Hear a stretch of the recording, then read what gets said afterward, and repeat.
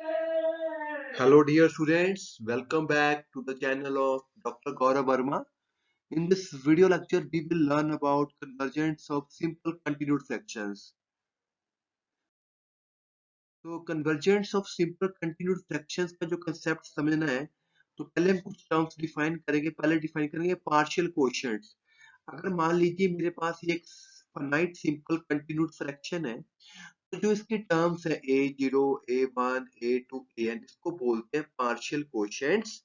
अब हमने डिफाइन करना है कंप्लीट कोशेंट्स. अगर कोई कंटिन्यूड फ्रैक्शन है उसको पूरे को x लिख लिया जाए, ठीक है, और k एक नंबर है 0 और n में लाइक कर रहा है, देन xk को डिफाइन करेंगे ak comma ak plus 1 an is called kth complete quotient. It is also denoted ak dash. बड़ा आसान मतलब है इसका. देखो जैसे x नॉट है, ठीक है, और ए नोट, ए नोट डैश बोल लेंगे. ये मतलब एक्स नोट का मतलब है कि एक्स जीरो से स्टार्ट होएगा, यानी कि ए जीरो से लेके एन तक जाएगा. जो एक्स वन है वो ए वन से लेके शुरू होएगा ए एन तक जाएगा. इसी तरह जो एक्स टू है वो ए टू से लेके ए एन तक जाएगा. तो जो सा उसका सबस्क्रिप्ट है वहीं से वो स्टार्ट होता है. एक्स नोट को हम ए नोट डैश भी बोलते हैं, एक्स वन को ए वन डैश भी बोलते हैं. इसी तरह एक्स एन जो होएगा वो सिंपल ए एन ही होएगा. इनको बोलते हैं कंप्लीट कोशेंट्स.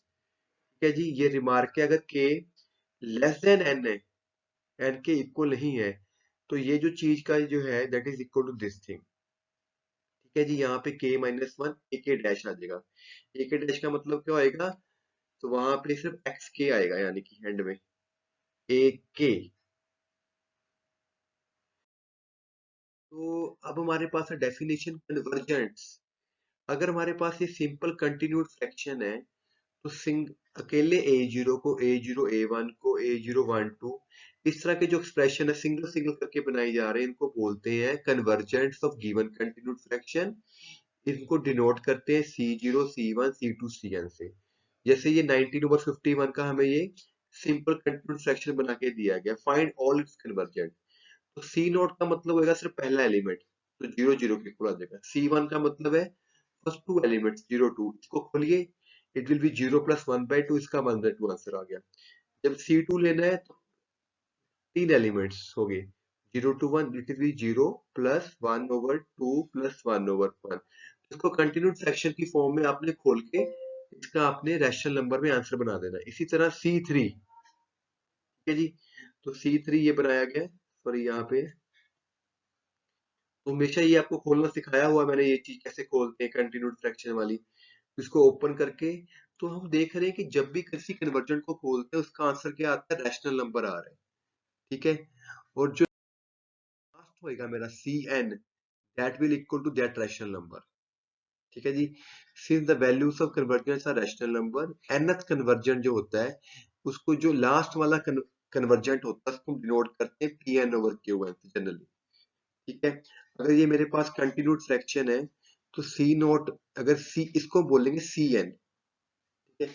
तो सी नोट का मतलब हो गया P naught upon Q naught, that is equal to A naught upon one आ गया. तो यहाँ से कंपेयर करके पी नोट मेरा ए नोट होता है, क्यू नोट मेरा वन होता है. ये आप लोगों ने याद रखना है. इसी तरह जो सी वन है वो P one upon Q one हो गया, that is two terms zero A one. इसको खोलेंगे ऐसे हो गया, एलसीएम लेके ऐसे आ गया. तो this is P one value, Q one A one होता है. यानी कि क्यू नोट स्टार्ट होता है वन से और पी नोट स्टार्ट होता है ए जीरो से आपका. सी टू निकल के आ जाएगा आपके पास. ठीक है जी. वहां से कंपेयर करके ये आपके पास वैल्यू आ जाएगी पी टू की. पी टू की वैल्यू में क्या हो रहा है, एक एक ए बढ़ता जा रहा है, साथ में पी वन बढ़ता जा रहा है. और क्यू की वैल्यू में A one A two Q one plus Q naught ऐसे हो जाता है. अगली बारी Q three Q two Q one. तो ये जो सीक्वेंस है पी वन पी टू, ये आप लोगों ने याद करनी है. पी जीरो ए जीरो होता है, क्यू जीरो वन होता है, फिर पी वन एक याद कर लो, उसके बाद आप बना सकते हो. पी टू में क्या आ जाएगा, यहाँ पे ए टू हो जाएगा. सॉरी ये आपका ना, जो कि यहाँ पे वैल्यू पुट कर दोगे ना इसकी पी नॉट. ठीक है. तो ये आपका पी टू हो गया, फिर यहाँ से पी थ्री बन जाएगा, अगला पी फोर में आ जाएगा. ठीक है. A four P three plus P two, इस तरह भी याद कर सकते हो सभी को. हमारे पास कुछ रिजल्ट्स है, अगर वही चीजें जैसे पी नोट हमारा ए नोट के इक्वल है, पी वन हमारा ए वन, ये सब आपने याद कर लेने. ठीक है. चलो ये अगर मेरे क्यू वन है तो शो करो ये पूरा जो कंटिन्यूड फ्रैक्शन है वो P N over Q one के इक्वल होएगा। इस पे इंडक्शन लगाएंगे, अगर एन जीरो है तो जो हमारी लेफ्ट हैंड साइड है, ये तो अकेला ए नॉट ही रह गया, ए नॉट का मतलब ए नॉट हो गया। ठीक है जी। तो आर एच एस क्या हो जाएगा आपका, P naught Q naught that is equal to A naught, क्योंकि पी नोट की वैल्यू ए नोट है, क्यू नोट की वन है, दोनों बराबर आ गए। अगर N is equal to one है तो इसको सॉल्व किया, ये चीज बन गई है, R H S P one upon Q one बन गया। यहाँ से पुट कर रहे हैं, इनको वन पुट कर रहे हैं, तो पी वन की वैल्यू पुट कर दो, क्यू वन की वैल्यू पुट कर दो, दोनों चीजें आपकी बराबर आ जाएंगी, तो ये प्रूव हो जाएगा। क्यू वन की वैल्यू होती है बेटा ए वन, तो यहाँ पे ए वन आएगा, ये गलत है। ठीक है जी। मान लीजिए जो आपका रिजल्ट है n माइनस वन तक ट्रू है, तो n माइनस वन तक खोल लीजिए, is equal to P N minus one, Q N minus one आ गया। तो ऊपर से वैल्यू यूज कर लीजिए, यहाँ से पी एन दिया हुआ तो यहाँ पे n को n माइनस वन से रिप्लेस कर दीजिए, तो ये मेरा n माइनस वन के लिए रिजल्ट आ गया। अब मुझे रिजल्ट प्रूव करना है n कंटिन्यूड फ्रैक्शन के लिए, तो ये जो लास्ट है इसको ब्रेक करके लिख सकते हैं ऐसे, A N minus one plus A plus one, ये मेरा बन गया C N minus one convergent. तो इसमें एक टर्म कम हो चुकी है अब आपकी। ठीक है, तो इस पे मैं लगा दूंगा अपना फार्मूला स्टेप टू। तो यहाँ पे लिखा गया कि P N minus two, P N three, ये सभी डिपेंड करते हैं इन चीजों के ऊपर, independent of A N minus one. तो ये जो रिजल्ट है ए एन माइनस वन वाला, सी के लिए भी वैलिड हो जाएगा। तो क्वेश्चन में फार्मूले में ए एन माइनस वन की जगह सी एन माइनस वन कर दो, क्योंकि यहाँ पे अब आ रहा है सी एन माइनस वन की जगह मेरा क्या आ रहा है, मतलब कि वैसे आना चाहिए था ए एन माइनस वन। ठीक है, आ मेरा ये रहा है, तो उसको यहाँ पे फार्मूले में ए एन माइनस वन आना था, वहां पे हमने सी एन माइनस वन कर दिया। ठीक है, सी एन माइनस वन की वैल्यू पुट कर दी ये वाली। अब इसको सिंप्लीफाई कर लो आप लोग। ठीक है, सिंप्लीफाई करने के बाद, तो सारे सॉल्व करने के बाद हमारा क्या बनता है देख लेते हैं भाई। सॉल्व करने के बाद ये मेरा बन जाएगा A N P N minus one, क्योंकि ये मेरा हो गया पी एन माइनस वन, और ये भी मेरा हो गया क्यू एन माइनस वन, तो this is P N over Q one. तो इस तरह प्रूफ हो गया, आसान सा रिजल्ट है भाई। इसी तरह इसी को एक और फॉर्म है इसकी, अगर पेपर में थ्योरम ऐसी भी आ सकती है कि अगर आर एन ये है तो आर एन को ये शो करो, तो वही थ्योरम करनी है आपने। तो वहां पे H N over K N की जगह मतलब P N over Q N को ये पुट कर दो, तो वो थ्योरम प्रूफ हो जाएगी। अब ये रिजल्ट है, ये भी इंपॉर्टेंट रिजल्ट है, P N is nth convergent, तो ये हमें गिवन है। पहला स्टेप, अगर N is equal to one है, ठीक है, तो बेटा मेन इस लेक्चर में ये है कि आपको P zero P one P two की वैल्यूज याद रखनी है, Q zero Q one Q two की वैल्यूज याद रखनी है। तो इसमें पी वन की वैल्यू पुट करके कि क्यू जीरो वन होता है, Q one A naught one होता है, सभी की वैल्यू पुट करके ये आपका कट के वन आंसर आ गया। आर एच एस में को वन पुट करो, तो वन माइनस वन जीरो, वो भी वन आ गया, दोनों साइड बराबर प्रूफ होगी आपकी। अब इसी तरह मान लीजिए ये हमारा रिजल्ट है n माइनस वन के लिए ट्रू है, तो इसमें n माइनस वन डाल के छोड़ दीजिए। अब मुझे रिजल्ट n के लिए प्रूव करना है, तो LHS ले लिए, यहाँ पे क्या किया गया, Pn की वैल्यू पुट कर दी थी, तो यहाँ पे Qn की वैल्यू पुट कर दी थी, इसको सॉल्व कर लिया गया।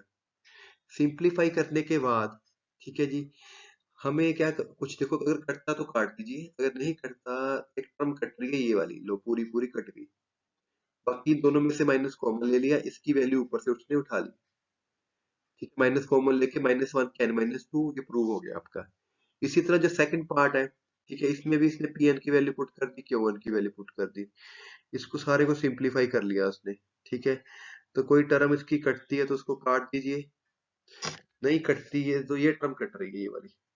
ठीक है, ये टर्म कट गई, बाकी ए एन कॉमन आ गया, ऊपर से पहले पार्ट का आंसर यूज कर लिया गया, तो बाय पार्ट वन, ठीक है, सॉल्व करके आपका ये आ गया।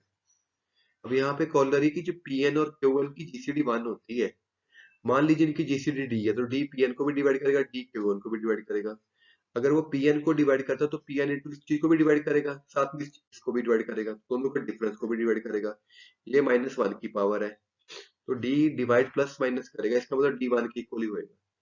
ठीक है जी, तो आपने ये एक्सप्रेशन याद रखना है कि इन दोनों का जो डिफरेंस होता है that is equal to minus one. ये एक्सप्रेशन इंपॉर्टेंट है, एग्जाम क्वेश्चन करते समय भी काम आएगा ये वाला एक्सप्रेशन। हमारे पास क्वेश्चन है कि P N over Q is N converted है, तो जो क्यू है वो इससे हमेशा बड़ा होता है, Q is always greater than equal to N, तो ये हमारा क्यू का फार्मूला है। तो इससे बड़ा कब होएगा, क्योंकि clearly this thing will be greater than this thing, क्योंकि ये पॉजिटिव क्वांटिटी है। So this is greater than equal to, अब इक्वल टू कब होगा, इक्वल टू तभी होगा जब ये जीरो हो जाए और ए एन आपका वन आ जाए, ये डज नॉट एग्जिस्ट हो जाए। तो N is equal to one और जीरो हो सकता है, A N is equal to one. N is equal to zero नहीं हो सकता, अगर जीरो होगा तो ये डिफाइन नहीं होएगा, नेगेटिव बन जाएगा। तो एन की वैल्यू वन हो जाएगी, तो A N is equal to A one one one हो गया, तो प्रूफ हो गया। ठीक है। और जो सेकंड पार्ट है आपका, वो अपने इंडक्शन से प्रूफ कर देना है। अगर एन वन है तो Q one is equal to A one हो गया, तो ए वन एक से बड़ा होता है तो क्यू वन भी एक से बड़ा हो गया, हमें शो करना greater than N. N minus one के लिए मान लिया रिजल्ट ट्रू है, तो ये क्यू वन का फार्मूला है, इसको ग्रेटर देन लिख के यहाँ पे एन माइनस वन रिप्लेस कर दिया यहाँ से। ठीक है जी। So it is A N always एक से बड़ा होता है, तो this is this thing, Q N हमेशा एक से बड़ा होता है, दिस थिंग, तो ये ग्रेटर देन एन आ गया बेटा। ठीक है जी। एक और ये रिजल्ट है कि अगर ये P I over Q I N ith convergent है, ऑड कन्वर्जेंट्स टिकली डिक्रीज करते हैं, इवन कन्वर्जेंट्स इंक्रीज करते हैं, ईच ऑड कन्वर्जेंट इवन से बड़ा होता है, each odd convergent is greater than P N over Q N and each even convergent. ये रिजल्ट आप लोगों ने याद करने हैं। इस थ्योरम का अगर प्रूफ करना है तो थोड़ी सी स्टार्टिंग कर देता हूँ, बाकी खुद करना है आप लोगों ने। ये सी आई हो गया, सी आई का मतलब हो गया कि ए नोट से कि ए आई तक जाएगा। ठीक है। तो सी आई माइनस सी माइनस टू डिफरेंस कर लीजिए, तो ये हो गया P I upon Q I, इसकी होगी पी आई माइनस, तो इसकी एलसीएम ले लीजिए। अब इसका एक्सप्रेशन आपको याद करवाया हुआ है, that is equal to A I minus one की पावर एन। तो वैल्यू यूज कर लेगी, अगर आई ऑड है तो इसकी वैल्यू माइनस वन आ जाएगी, तो इनका डिफरेंस लेस देन जीरो आ गया, तो ये लेस देन हो गया। ठीक है। तो इस तरह आप सभी पार्ट्स कर सकते हो, थोड़ा सा बताया मैंने इस थ्योरम के बारे में। तो प्लीज इस थ्योरम को बुक में से कीजिए। Thank you very much for watching my video. Signing off doctor Gaurav.